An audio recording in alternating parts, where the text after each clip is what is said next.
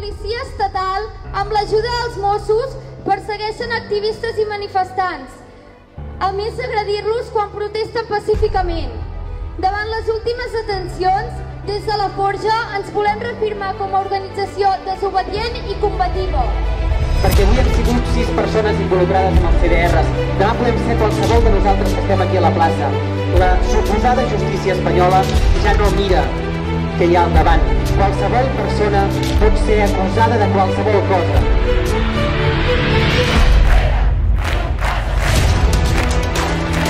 Des de la taula per la democràcia volem donar tot el nostre suport a les persones que pateixen la repressió i les mentides de l'Estat.